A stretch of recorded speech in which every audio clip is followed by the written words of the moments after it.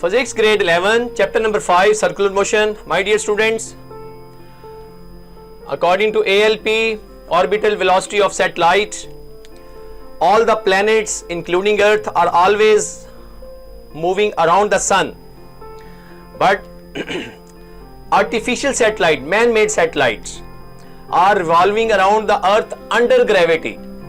मैंने एक सैटेलाइट यहाँ पे सिंपल सा आपके सामने ड्रॉ किया, ये अर्थ है, अर्थ का radius capital R, R is the radius of earth, और स्मॉल आर अक्सर बच्चे ये आर प्लस एच है क्योंकि satellite at some height H है, ठीक है। और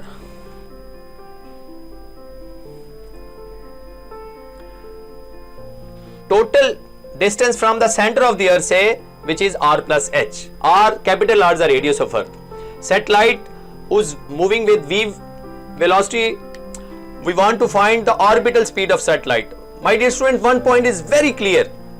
Any body which is moving in a circular orbit, circular path में जो भी body move करती है, चूंकि हमने elliptical path नहीं लिया इसका, point to be noted. अगर एलिप्टिकल पाथ लेते तो फिर तो किसी पॉइंट पे उसका डिस्टेंस कम होता, ज्यादा होता, तो वो तो डिफरेंट वैल्यू देती। हमने इस सिचुएशन में एक सर्कुलर पाथ सैटेलाइट का लिया है, उसकी बेस पे ऑर्बिटल स्पीड निकलेगी।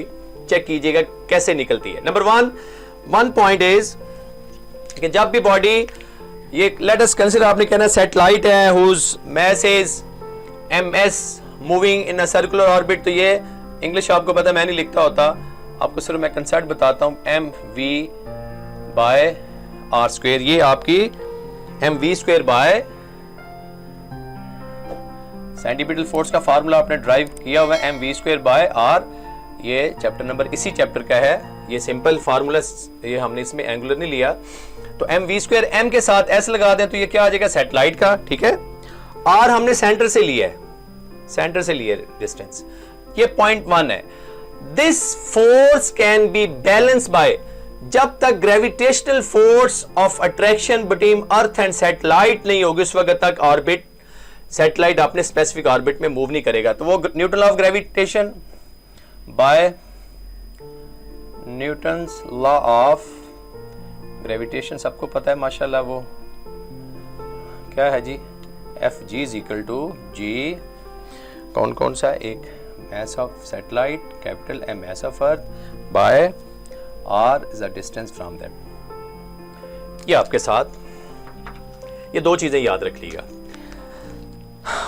डिटेल इसकी आप लिख लेंगे। Consider satellite moving around the earth in a circular path, m is the ms is the mass of satellite, capital M is the mass of earth, so the distance from the center of the earth is satellite becomes to be r, so centripetal force mean the force motion of a satellite around the earth is always require a centripetal force। फिर उसके लिए क्या कहना है, this force is provided by gravitational force by Newton law of gravitation। जब तक ये दो फोर्सेस इक्वल नहीं होंगी उस वक्त तक according to law of gravitation हम नहीं कह सकते कि जब तक ये दो फोर्सेस इक्वल नहीं है satellite never ever to move in a specific orbit. ये स्टेज याद रखनी है, F C is equal to F G, इसको हम कहते हैं बाय कंपेयरिंग 1 and 2, ठीक है। क्योंकि जब तक ये दो फोर्सेस इक्वल नहीं होंगे उस वक्त तक नहीं। वैल्यू पुट करें, M S V square by R G M S M by R square, इसको 1 by 1 करके सॉल्व करें dear students. M S cancel, क्योंकि मैस ऑफ सैटेलाइट पे आपको पता डिपेंड नहीं करता, एक आर से कैंसिल हो जाएगा तो आपके पास वी स्क्वेयर आ जाएगा, एक आर से कैंसिल, मैं से कट नहीं लगा रहा, एम एस कैंसिल, तो आपके पास आ गया G M by R, G M by R, इसका स्क्वायर रूट ले लें तो क्या आ जाएगा, जी एम बाय आर। ये माय डियर स्टूडेंट्स आपके पास इसका रिजल्ट आ गया ऑर्बिटल स्पीड का।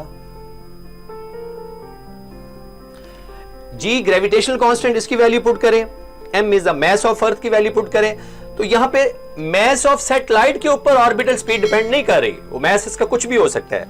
r is the distance from the centre of the earth. When you can substitute all these value here, तो यहां से आपकी वैल्यू निकल आएगी ऑर्बिटल स्पीड की।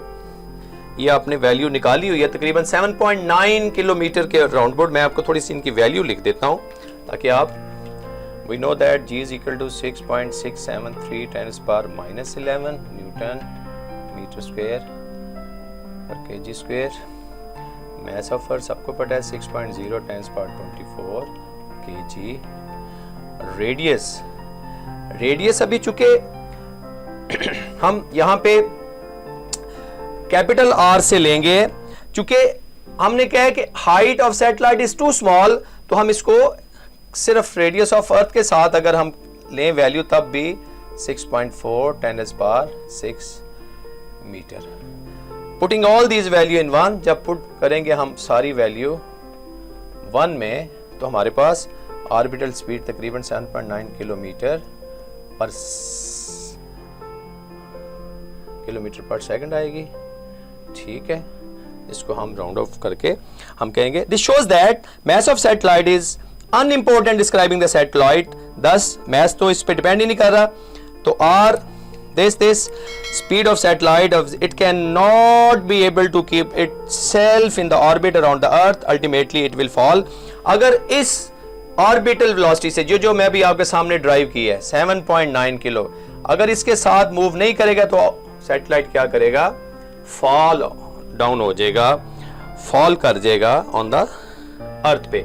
तो ये माय डियर स्टूडेंट्स आपके लिए छोटा सा टॉपिक है, चूंकि बहुत ज्यादा बुक में इसका डिटेल नहीं लिखी है, मैंने थोड़ा सा इसको कोशिश की है कि ये बेसिकली जब आप इसकी वैल्यू यहाँ लगाएंगे, वैल्यू लगा सकते हो कोई ऐसी बात नहीं, लेकिन एग्जाम में इतना टाइम नहीं है इसलिए वैल्यू लगाया कि आप डायरेक्ट इसकी वैल्यू एमसीक्यू के लिए याद रख लीजिएगा। तो ये 9th में बड़ा डिफरेंट टॉपिक था, यहाँ पे थोड़ा सा उसका हमने बेस बना के सेंटीपिटल फोर्स और ग्रेविटेशनल फोर्स, इन दोनों फोर्सेस को इक्वलाइज करके हमने ये orbital velocity of satellite find की है और इसकी वैल्यू को कैलकुलेट किया है। तो आई होप के इसका स्क्रीनशॉट लेना चाहें तो आप ले लें, सिंपल सा टॉपिक है, इसकी फिगर को जरा अंडरस्टैंड कीजिएगा। आई फील कि अगर आपको डिफिकल्टी हो तो कमेंट्स में बताइए। Thank you.